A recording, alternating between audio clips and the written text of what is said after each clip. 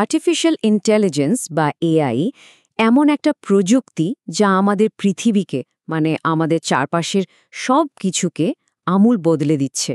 তো চলুন আজ এই যুগান্তকারী প্রযুক্তির রহস্যটা একটু উন্মোচন করা যাক আর জেনে নেওয়া যাক এটা আমাদের ভবিষ্যতের জন্য ঠিক কী অর্থ বহন করে। এই যে প্রযুক্তি, এটা কি আসলেই মানবজাতির জন্য একটা আশীর্বাদ, নাকি এটা সভ্যতার জন্য একটা বড় হুমকি হয়ে দাঁড়াতে পারে? এই পুরো আলোচনা জুড়ে আমরা কিন্তু এই মৌলিক প্রশ্নটারই উত্তর খোঁজার চেষ্টা করব। তো চলুন সায়েন্স ফিকশনের জগৎ থেকে বেরিয়ে এসে একটু বাস্তবে চোখ ফেরানো যাক। কৃত্রিম বুদ্ধিমত্তা বা এআই জিনিসটা আসলে কি? একদম সহজ করে বললে, এআই হল যন্ত্রের মধ্যে মানুষের বুদ্ধিমত্তাকে ফুটিয়ে তোলার একটা চেষ্টা। একবার ভাবুন তো, এমন একটা সিস্টেম যেটা শুধু নির্দেশ পালন করে না, বরং মানুষের মতো শিখতে পারে, যুক্তি দিয়ে ভাবতে পারে, এমনকি সিদ্ধান্তও নিতে পারে। এর আসল শক্তি কিন্তু শুধু ডেটা প্রসেস করার মধ্যে না, বরং সেই বিশাল ডেটা থেকে জ্ঞান তৈরি করার ক্ষমতার মধ্যেই লুকিয়ে আছে। আমরা হয়তো টেরই পাই না, কিন্তু এআই এটা কিন্তু ইতিমধ্যেই আমাদের জীবনের একটা অবিচ্ছেদ্য অংশ হয়ে গেছে। ওই যে আমরা গুগল সার্চ করি বা নেটফ্লিক্স আমাদের সিনেমার সুপারিশ করে, এমনকি সিরি বা অ্যালেক্সার মতো ভার্চুয়াল অ্যাসিস্ট্যান্টগুলো সবই তো এআই। আর চ্যাট জিপিটির মতো টুলগুলো তো সৃজনশীল কাজে রীতিমতো বিপ্লব এনে ফেলেছে। আচ্ছা, চলুন এবার একটু পেছনে ফিরে তাকাই। কিভাবে স্রেফ একটা ধারণা থেকে আজকের এই প্রযুক্তিগত বিস্ফোরণটা ঘটল, সেটা একটু দেখা যাক। এর যাত্রাটা কিন্তু বেশ নাটকীয়। শুরুটা হয়েছিল ১৯৫০ সালে অ্যালেন টিউরিংয়ের একটা যুগান্তকারী প্রস্তাবনা দিয়ে, আর ১৯৫৬তে ডার্টমাউথ ওয়ার্কশপে এর আনুষ্ঠানিক নামকরণও হয়ে যায়। কিন্তু এরপর প্রযুক্তিগত সীমাবদ্ধতা আর টাকার অভাবে একটা লম্বা স্থবিরতার সময় আসে, যেটাকে বলা হয় এআই উইন্টার। তবে সেই শীতকাল কেটে যায়। ১৯৯৭ সালে আইবিএমের ডিপ ব্লু যখন দাবায় বিশ্ব চ্যাম্পিয়নকে হারিয়ে দিল, তখন একটা সাড়া পড়ে যায়। আর ২০২০ দশকে এসে তো ডিপ লার্নিংয়ের হাত ধরে এর অভাবনীয় উত্থান ঘটল, যা একে একদম অন্য উচ্চতায় নিয়ে গেছে। ভাবা যায়, সেই ১৯৬৫ সালেই এআই এর অন্যতম পথিকৃৎ হারবার্ট সাইমন ভবিষ্যদ্বাণী করেছিলেন যে ২০ বছরের মধ্যে যন্ত্র মানুষের যে কোনো কাজ করতে সক্ষম হবে। চিন্তা করুন একবার, এই একটা উক্তিই বলে দেয় তখনকার গবেষকদের মধ্যে কি পরিমাণ আকাশছোঁয়া আশাবাদ ছিল। তো সেই আশাবাদ তো ছিল। চলুন এবার দেখি আজকের দিনের আধুনিক এআই এর শক্তিটা ঠিক কোথায়, আর এর পেছনের প্রযুক্তিটাই বা কিভাবে কাজ করে। এআই যেভাবে শেখে, সেই প্রক্রিয়াটা কিন্তু বেশ ইন্টারেস্টিং।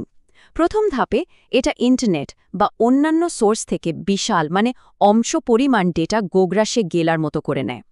এরপর মানুষের মস্তিষ্কের নিউরনের অনুকরণে তৈরি করা আর্টিফিশিয়াল নিউরাল নেটওয়ার্ক ব্যবহার করে সেই ডেটার ভেতরের প্যাটার্নগুলো খুঁজে বের করে। আর সবচেয়ে গুরুত্বপূর্ণ বিষয়টা কি জানেন? এটা নিজের অভিজ্ঞতা থেকেই ক্রমাগত শিখতে থাকে। সময়ের সাথে সাথে নিজে থেকেই আরও উন্নত, আরও স্মার্ট হতে থাকে। আর এই শেখার ক্ষমতার কারণেই আজকের দিনে এআই এর প্রভাব অবিশ্বাস্য।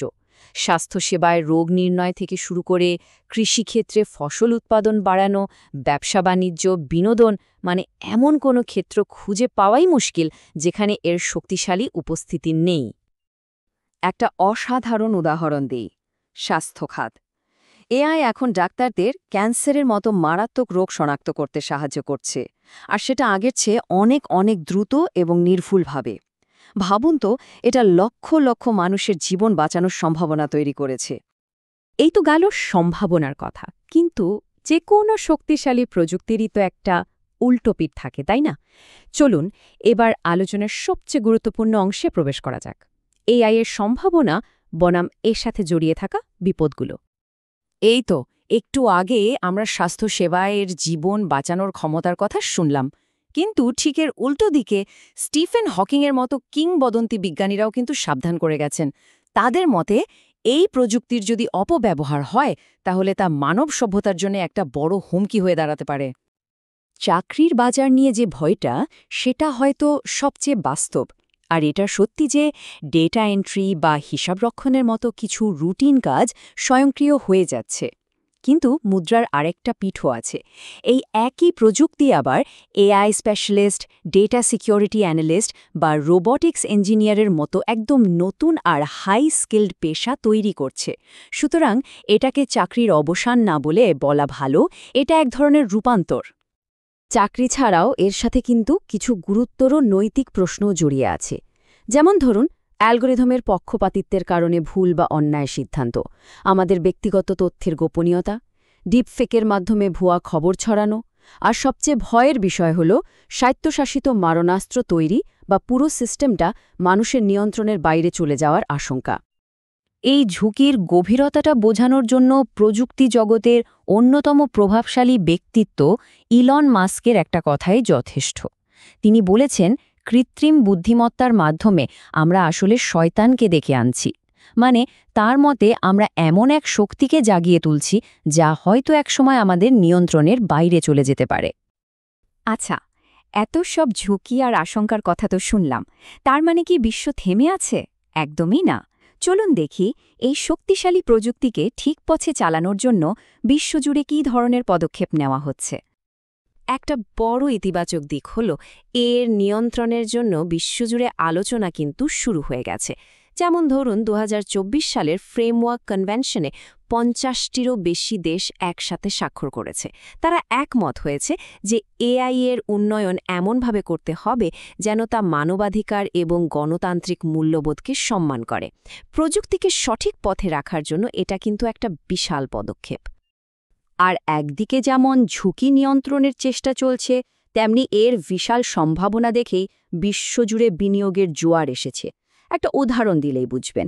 শুধু ২০২৫ সালের একটা সম্মেলনেই সরকারি খাত থেকে ২০০ বিলিয়ন আর বেসরকারি খাত থেকে ১৫০ বিলিয়ন ইউরো, মানে মোট ৩৫০ বিলিয়ন ইউরোর বিশাল বিনিয়োগের প্রতিশ্রুতি দেওয়া হয়েছে। এই বিপুল পরিমাণ অর্থই কিন্তু প্রমাণ করে বিশ্ব এআই এর ভবিষ্যৎ নিয়ে কতটা আশাবাদী। তবে এআই গবেষণার চূড়ান্ত লক্ষ্য কিন্তু আরও অনেক বড়। সেটা হলো আর্টিফিশিয়াল জেনারেল ইন্টেলিজেন্স বা এজিআই তৈরি করা। ভাবুন তো, এটা এমন এক ধরনের এআই হবে যা শুধু একটা নির্দিষ্ট কাজ নয়, বরং মানুষের মতো যে কোনো বুদ্ধিবৃত্তিক কাজ শিখতে বা বুঝতে পারবে। এক কথায় এটাই হয়তো প্রযুক্তির শেষ সীমানা।